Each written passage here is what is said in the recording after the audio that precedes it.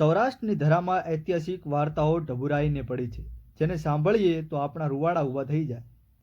સાહસિકતા કોને કહેવાય, પ્રેમ કોને કહેવાય, ભૂત થઈને પણ પ્રેમની તૃપ્તિ પર્ણ કરે, તેનો અમર ઇતિહાસ કાઠિયાવાડ સૌરાષ્ટ્રના ચોપડે અમર છે.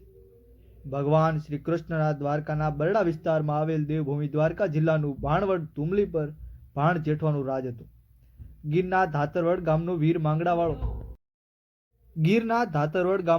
માંગડાવાળો જેઠવાનો બાણેજ હતો અને તેનો માનીતો હતો. ત્યાં ફૂલોનો બગીચો હતો, તેની દેખરેખ વીર માંગડાવાળો રાખતો હતો. માંગડાવાળો અને સતી પદ્માવતીની અમર પ્રેમ કહાની વાર્તા માંડવી છે. ધુમલી ખાલી નવલખા માટે જાણીતું છે. ત્યાં પ્રાચીન નવલખા મંદિર અમર નજરાણું આ વિસ્તારનું છે. ત્યાં ભાણ જેઠવાના રાજમાં વીર માંગડાવાળો બાહુબલી સમાન તાકાતવાર ને લડવૈયો હતો. તેનાથી ડાકુ લૂંટેરાઓ ધુમલી તરફ આવવાનું વિચારતા પણ નહીં. આવી ધાક માંગડાવાળાની હતી. તેની વીરતાના વખાણ સારા સૌરાષ્ટ્રમાં થતા હતા. એકવાર માંગડાવાળો મેળામાં જાય છે, ત્યાં જ અંતરિયાળ રસ્તામાં વેલડું લઈને પાટણની પદ્માવતી અને તેની સહેલી જતી હોય છે. તેવામાં અલમસ્ત હાથી ગાંડો થઈને આ વેલડાને પાડી દેવાની કોશિશ કરે છે અને વેલડું પડું થાય છે. ત્યાં જ યુવાન માંગડાવાળો ઘોડી પર સવાર થઈને આવે છે. માંગડાવાળો હાથીને પોતાની મર્દાનગીથી હડસેલી હાથીને કાબૂમાં લઈ તેના પર અસવાર થઈ વેલડા નજીક આવે છે. ત્યાં પદ્માવતી અને તેની સહેલી નીચે ઉતરે છે. પદ્માવતી તો આંટળિયાળા પાઘડીવાળા લવર મૂછિયા માંગડાવાળાને જોતવેતા તેના પ્રેમમાં પડી ગઈ. તેના ગાંડા હાથીએ માંગડાવાળાને માથામાં ઈજા કરી હતી. ત્યાં તેની ચૂંદડીનો છેડો ફાડી તેના કપાળે પાટો બાંધીને આભાર વ્યક્ત કરતા જણાવે છે કે આજ આપ ન હોત તો આ હાથી અમને કચડી નાખત. આપે અમને હાથી બચાવ્યો એ બદલ આપનો હૃદયપૂર્વક આભાર માનીએ છીએ. ત્યાર પછી માંગડાવાળો અને પદ્માવતી બંને સજોડે મેળામાં જાય છે.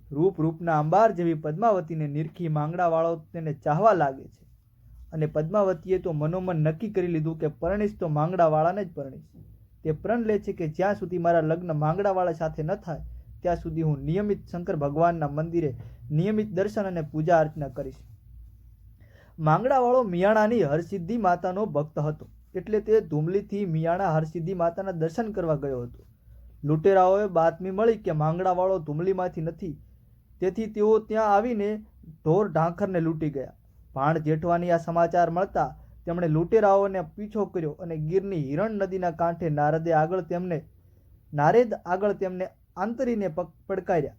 ત્યાં લૂંટેરાઓ અને ભાણ જેઠવા વચ્ચે ઘમાસાણ યુદ્ધ થયું અને તેની જાણ વીર માંગડાવાળાને થતાં તે હરસિદ્ધિ માતાના દર્શન કરી સીધો ગીર તરફ જવા નીકળે છે. પણ રસ્તામાં પાટણ ગામના પાંદરે શંકર ભગવાનના મંદિરે દર્શન કરવા જાય છે. ત્યાં પદ્માવતી થાળ લઈને દર્શન કરી જતી સામે જ મળે છે. વીર માંગડાવાળો યોદ્ધા બની લડાઈમાં જવાના મૂડમાં હતો, પણ પદ્માવતી મળતા ફરી પ્રેમના અંકુર ફૂટી નીકળ્યા. માંગડાવાળાએ પૂછ્યું, કા દર્શને આવ્યા? પદ્માવતી કહે છે, આપ જ્યારથી મને મળ્યા છો તે દિવસથી હું આપના અપાર પ્રેમમાં પડી છું. આપને જ મારો વર ભરથાર માની બેઠી છું. જ્યાં સુધી આપની સંગાથે લગ્ન નહીં થાય ત્યાં સુધી શંકર મંદિરે નિત્ય દર્શન કરવા આવું છું અને એના અનુસંધાને જ હું અત્યાર મંદિરે આવી છું. બોલો માંગડાવાળા, આપ મારી સાથે પરણશો? માંગડાવાળા તરત જ શંકર ભગવાનનો ઋણી હોય એમ બોલ્યો, મારા મનની વાત તમે કરી દીધી. હા પદ્માવતી, હું આપની સાથે જ લગ્ન કરીશ. તો પદ્માવતી કહે છે, મને કોલ આપો. માંગડાવાળો પદ્માવતીના હાથમાં હાથ રાખી વચન આપે છે કે પરણીશ તો આપને જ પરણીશ. માંગડાવાળો આમ કોલ આપી ધીંગાણામાં લડવા જાય છે. લૂંટારાઓ સામે લડતો હતો, પણ પદ્માવતીની પ્રીત મનમાં ઉછાળા મારતી હતી. પ્રેમમાં પડેલ માંગડાવાળાનું દિલ કૂણું માખણ જેવું બની ગયું હતું. પદ્માવતીના વિચારમાં સતત રત રહેતા માંગડાવાળાના લૂંટેરાઓએ દગો કર્યો. માંગડાવાળો પદ્માવતીના પ્રેમના કારણે શૌર્યથી લડી શક્યો નહીં અને દુશ્મનના હાથે મારો ગયો.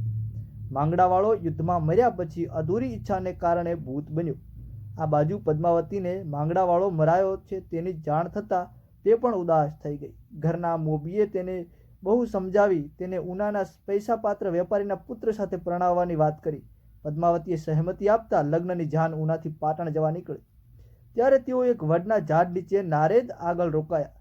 માંગડાવાળાના કાકા અરસી આ જાનના સરદાર હતા અને ઝાડની નીચે સૂતી વખતે તેના પર માંગડાવાળાના આંસુ પડતા તેઓ વિચારમાં પડ્યા.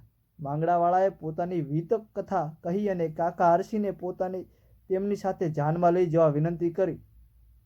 ભૂત માંગડાવાળો વરરાજા બની જાનમાં જાય છે અને કાકા માંગડાવાળાના લગ્ન પદ્માવતી સાથે કરાવે છે અને લગ્ન પછી જાન પછી વડના ઝાડ પાસે આવતા ભૂત માંગડાવાળો વડમાં સમાઈ જાય છે અને તૃપ્ત થાય છે. માંગડાવાળાએ આ વડની નીચે પોતાનો પાળિયો બનાવવાનું સૂચન કર્યું અને પોતે આવતી જતી જાનના જાનૈયોને હંમેશા મદદ કરશે એવું વચન આપ્યું.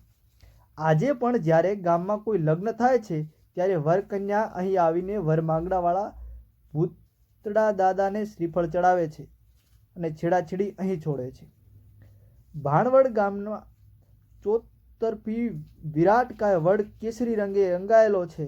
આ છે માંગડાવાળાની વીરતાની, બહાદુરીની અને પ્રેમ ભાવનાની અમર પ્રેમ કહાની. આજે પણ ભૂતડા દાદાના નામે માંગડાવાળો વિશ્વવિખ્યાત છે અને આ ભૂતવડને શ્રદ્ધાળુઓ આસ્થાથી પૂજે છે, તેને સિંદૂર ચૂંદડી ચડાવે છે.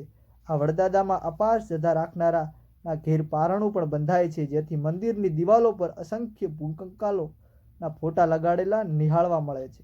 મંદિરમાં આવેલા આ પાળિયાને શ્રદ્ધાળુઓ પૂજે છે. રોજના અસંખ્ય ચાહક ભક્તો ભાણવડ આવે છે અને ભૂતવડે શીશ ટેકવે છે.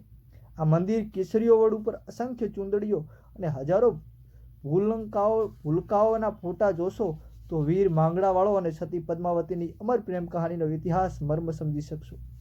આ ઐતિહાસિક વાર્તાને સજીવન કરવા રામાનંદ સાગરે ઉપેન્દ્ર ત્રિવેદી અને સ્નેહલતાને લઈને વીર માંગડાવાળો ફિલ્મ બનાવી હતી.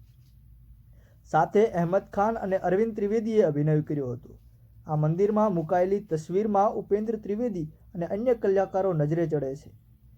ભાણવડમાં આ સિવાય બરડા ડુંગરમાં આવેલ આશાપુરા માતાજીનું મંદિર, કુંબલી નવલખો, સોના કંસારી મંદિર, કિલેશ્વર ઇન્દ્રેશ્વર મહાદેવ મંદિર, ત્રિવેણી સંગમ, ગોપડુંગર, ગોપનાથ મહાદેવ મંદિર જેવા ધાર્મિક સ્થળો પણ આવેલા છે.